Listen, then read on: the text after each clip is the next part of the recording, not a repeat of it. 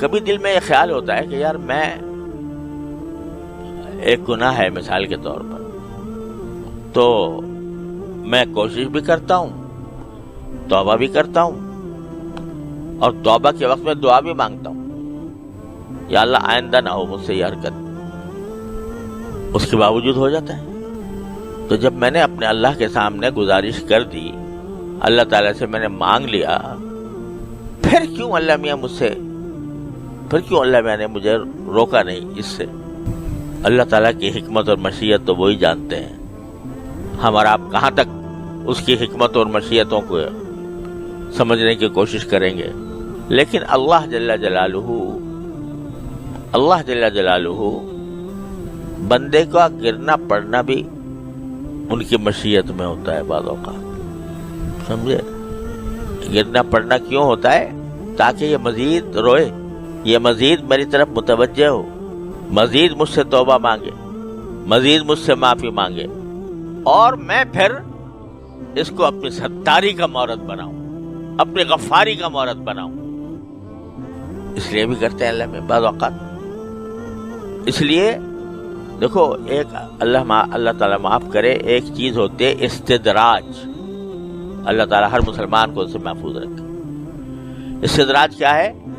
کہ آدمی گناہ میں مبتلا ہے، گناہ میں کیا جا رہا ہے، اور اللہ میں ڈھیل دے رہے ہیں، اچھا بھائی اور کر۔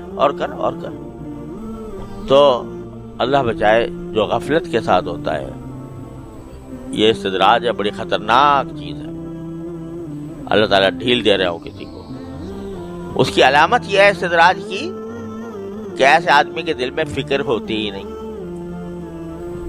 اس کو نہ ندامت ہوتی ہے، نہ فکر ہوتی ہے کہ میں کیوں کر رہا ہوں، وہ تو سینہ تان کے کر رہا ہوتا ہے گناہ، اعوذ باللہ۔ وہ تو ہے بڑی خطرناک چیز۔ اور ایک وہ ہے جو گناہ تو کر رہا ہے بیچارہ، لیکن شرمندگی کے ساتھ، عاجزی، اللہ تعالیٰ کے سامنے عاجزی ظاہر کرتا ہے، روتا ہے، گڑ گڑاتا ہے، یا اللہ مجھ سے یہ ہو گیا، مجھے بچا لے اس سے، یا اللہ مجھ سے آئندہ میں اس گناہ میں مبتلا نہ ہوں۔ آج کل کے جو گناہ ہے وہ نظر کا گناہ سب سے خراب ہے، تو میں اس کی خاص طور پر، اور بھی غیبت سب پتہ نہیں کیا کیا ہم مبتلا رہتے ہیں جن گناہوں میں۔ اب ہم جیسے لوگ جن کا بہرحال کچھ نہ کچھ کسی بزرگ سے تعلق ہے، کسی کا پاس بیٹھنے کا موقع ملا ہے، کچھ دین کی تعلیم حاصل کی ہے، کچھ تعلیم دے رہے ہیں، تو ان سے یہ توقع تو مشکل ہے کہ وہ ان کو نماز چھوڑنے کا گناہ کریں گے، یا وہ معاذ اللہ شراب پی لیں گے۔ لیکن جو گناہ پھیلے ہوئے ہیں معاشرے کے اندر، اچھا خاصے پڑھے لکھے اہل علم کے اندر، نظر کا گناہ، کان کا گناہ، غیبت کا سننا، زبان کا گناہ کہ زبان بے تکان چل رہی ہے سوچے بغیر کہ میں سچ بول رہا ہوں یا جھوٹ بول رہا ہوں، میں مبالغہ اتنا کر رہا ہوں کہ وہ جھوٹ کی حد تک پہنچ رہا ہے، غیبت کر رہا ہوں کسی پر بہتان لگا رہا ہوں، کسی پر الزام لگا رہا ہوں، کسی کی دل آزاری کر رہا ہوں، یہ گناہ عام ہے ہم سب میں۔ تو پہلے تو اس کا احساس ہونا چاہیے کہ گناہ ہے، اور احساس ہونے کے بعد شرمندگی ہونی چاہیے۔ غیبت کر لی اور شرمندگی کوئی نہیں، اللہ بچائے۔ جب کیے جا رہے ہیں اور کوئی شرمندگی بھی نہیں، اس سے توبہ کرنے کا دھیان بھی نہیں، تو بھئی یہ خطرناک معاملہ ہے۔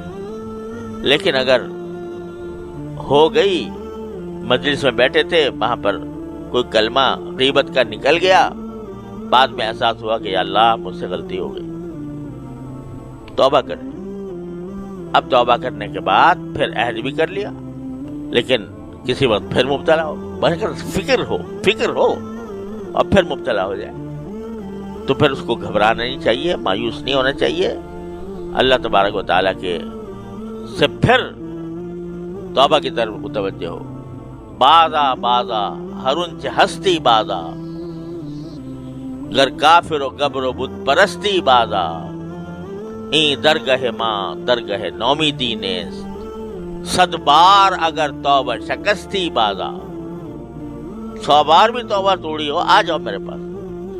تو جب بندہ میں یہ نہیں کہہ رہا کہ بھائی یہ کوئی اچھی بات ہے کہ ایک مرتبہ توبہ کرے اور آدمی پھر اس کو توڑے، نہیں، کوشش تو پوری کرنی ہے، لیکن کسی وقت نفس سے مجبور ہو کر شیطان کے دھوکے میں آ کر مبتلا ہو گیا تو پھر مایوس نہ ہو، پھر لوٹ جائے اسی کی طرف. جب یہ عمل کرتا رہے گا تو کیا ہوگا؟ من تابا، تو کیا ہوگا؟ عمل عملا صالحا، پھر وہ عمل صالح کی طرف آ جائے گا. کیا مانا کہ اس کے بیشتر اعمال صالح ہو جائیں گے. اور جب یہ ہوگا اور اللہ تبارک و تعالیٰ پھر اس کو طاقت دیں گے کہ بالکل وہ گناہ چھوٹ جائے، فَإِنَّهُ يَتُوبُ إِلَى اللَّهِ مَتَابًا، تو وہ لوٹ آتا ہے اللہ کی طرف